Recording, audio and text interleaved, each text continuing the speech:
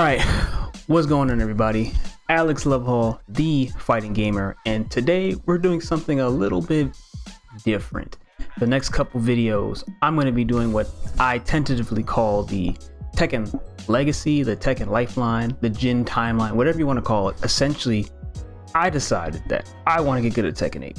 I've been playing Tekken since the fourth one, and when I was like mad young, like let's say 5-6 years old, whatever the case is, and I've been learning Tekken pretty much on and off since Tekken 6, but Tekken 7 is when I took it seriously. Because of that, because Tekken 8 is pretty much a new game, it's going to be easier, I figured this would be the perfect time for me to actually put some time in and get good. And because of that, I was like, okay, I want to main Jin. He's the main character. He's my favorite character. I've been playing him since literally Tekken 4. And I like to do this thing where I go to the beginning and then I go all the way through. That way I can see how each game the characters played, how they were designed, how the games played, and hopefully within that time I learn how to play those old games so I can then know how to play them in the new game, right? Do the same thing with Ryu, Ken, whatever the case is, but we're focusing on today Tekken 3. Also, just putting it out there, I have this mic, I don't have one that like kind of stands upright, so I kind of have to just hold this and hold this in front of it, that way the quality looks a little bit better, or sounds a little bit better rather. So and of course I keep hitting it in front of the mic, but that's neither here nor there. As I was saying, I have not grown up with Tekken 3 that much. To be fair, I've played it here and there, you know, on Tekken 5's arcade mode, or somebody had it on their PlayStation like back in the day when I lived in the trailer park, or you know, it's a game that everybody knows about, everybody's played at least once, and everybody puts it on their top fighting games list, top games list of all time. It's a popular game. Whenever Sony re-releases something with the PlayStation classics, Tekken 3 is going to be there, right? So with that being said, this game has a lot of legacy and a lot of weight to it, so I figured this is the perfect place for me to start. With that said, there's no special mechanics. There's no rage, anything. There's no combo mechanics. There's no heat mode. There's no tag mechanics. It's just you, your opponent, and the fundamentals. And that's one thing I've learned from Tekken. That's another thing. Every game, I learned something different that I can incorporate into just overall Tekken general knowledge. What I learned in Tekken 3 was that what the fundamentals are. Like, what's the point of a high? What's the point of a mid? What's the point of a low? What ranges do I need to use these moves in? Not how good are they? Not what moves do I need to use in what situation? Damn. No, no, get off me. Thank you. Okay. Okay.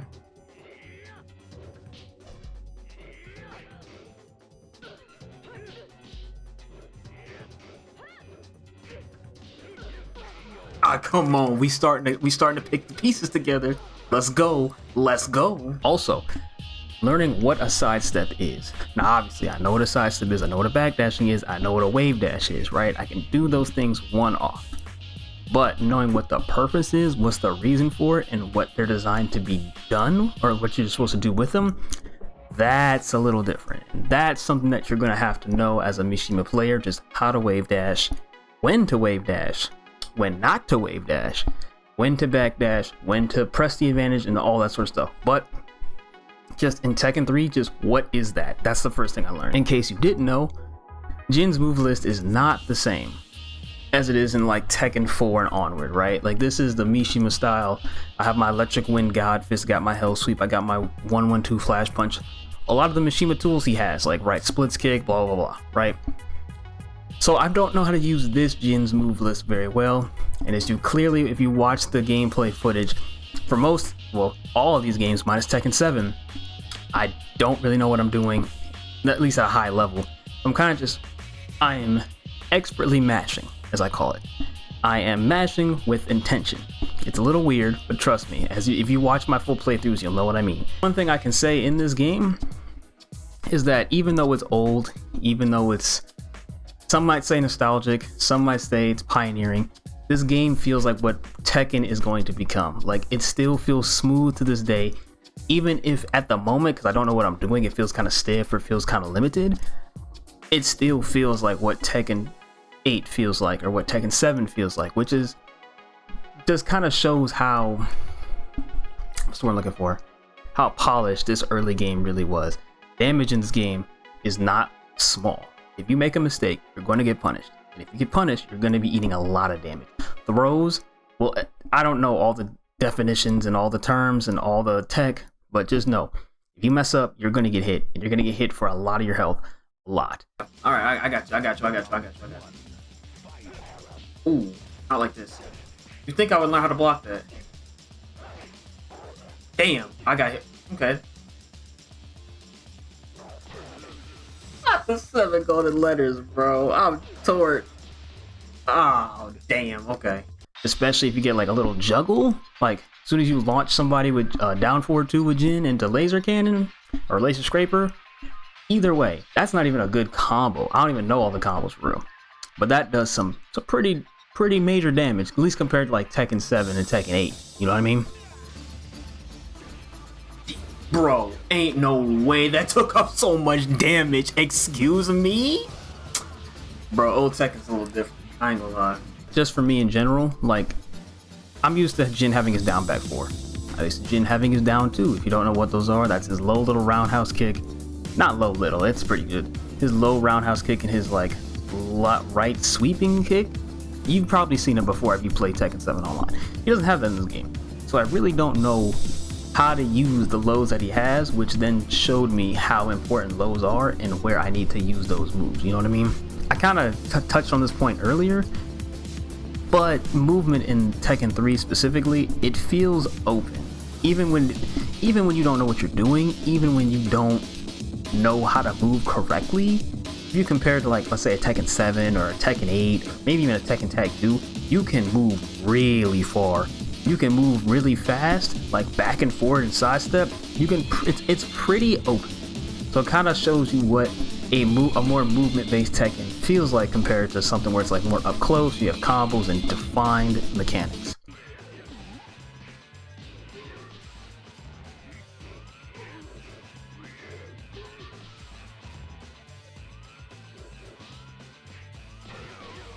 Let's go. Oh, let's go. I'm starting to learn. Going to have to learn. This game will teach you what the basics are, even if you've never done it, because you're just going to get hit by it over and over and over and over again, unapologetically, unless you lock in and shape up. Come on, guy. Whoa.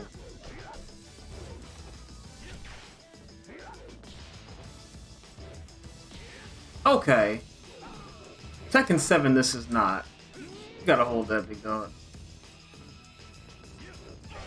Why'd I do that? I don't know why. I saw him crouching and I was just like, go for the electric. Trust me, I had to do it. You don't even gotta learn the whole move list.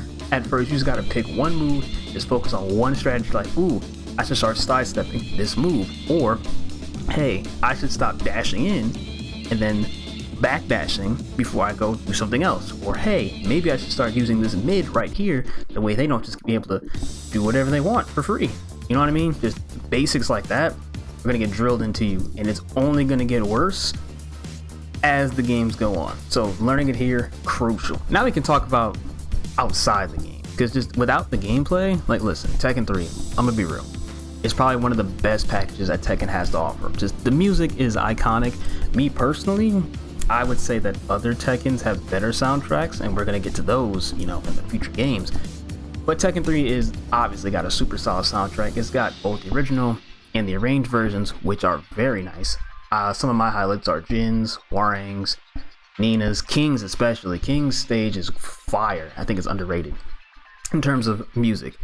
In the stages, there's pretty much there's only infinite stages, right? There's no like walls or no ceilings or no different terrains and shit like that. It's just literally background, floor, which it's really nice. Honestly, it kind of, with more infinite stages, you kind of have to play around the game a little bit different, because again, there's not a lot of, there is no walls, so that whole element of future Tekken just is gone. The one thing I will say that is my favorite in this game is the graphics. I love low poly early 90s or mid 90s video game models. So much. Sonic Adventure, Super Mario 64, Spider-Man on PlayStation 1, Tekken 3, all that sort of stuff. Love it.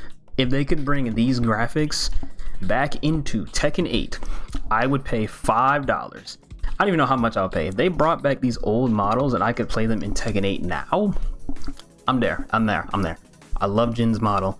It just carries so, it's like, part of it is nostalgia because I grew up in that era, but also part of it is just they look really good. Like, hot take, I think the Tekken 3 models look better than the Tekken Tag 1 models. I'm going to cover that more in the Tekken Tag video, but just know I think Tekken 3 looks way better than Tekken Tag 1. Stages are a little bit different. I think the stages in Tekken Tag 1 look better, but the models, yeah, 100% hands down, Tekken 3 looks better. If you've been on my channel for any amount of sort of time, you're going to see that I have a show called Make Your Move List where I go recreate fighting game moves and moves from like TV shows, anime, games, whatever the case is, and I show you guys how to do those in real life. Speaking of that, the motion capture in Tekken 3 holds up surprisingly very well. In some cases, I think it looks better than some stuff that comes out today, but even still, it looks phenomenal, and it really represents martial arts very well. And at least for Hwoarang's case, which I'm going to show you guys here. さらには人気の格闘ゲームでキャラクターのモデルになりました。テコンドーの世界では有名な達人なのです。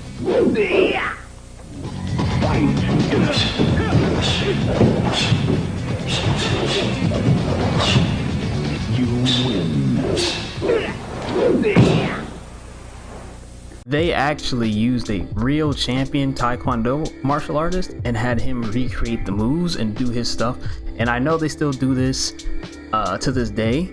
So it just shows the validity and how accurate, and there's another word I'm looking for, I don't remember what it is, but it really showcases the passion and the attention to detail that they give these martial arts moves and stances and all that, which just helps Tekken kind of sit above the rest of the pack. The only other game I can think of off the top of my head that does this, probably Virtual Fighter, but again, I'd have to actually do some research and look into it. Either way, I think it looks great. I also really hope that Tekken can go back to doing like the little cutscenes, like the Enbus, where they have characters do katas and actually do martial arts stances. Soul Calibur was also doing this at a time, and I personally love those so much.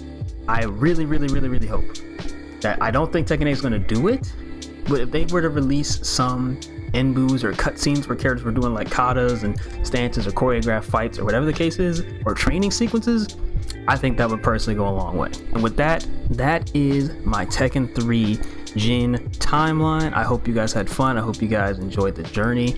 The next video on my list is going to be Tekken Tag, and I was struggling in Tekken 3, but a lot of the matches, like the one with Ling Xiaoyu or the one with Lei Wulong or Law, like I could tell it was kind of me messing up, and you know, I was still learning the game and it was all fun time.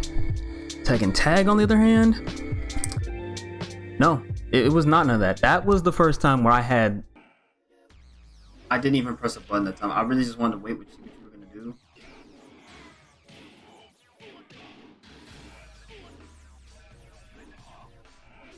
Okay. Because if I block, I'm too far away.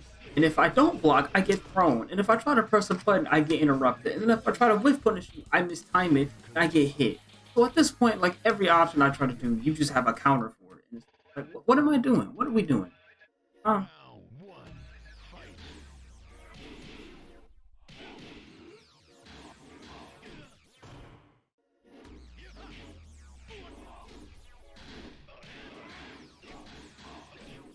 Okay, that one's on me because I keep wanting to press it.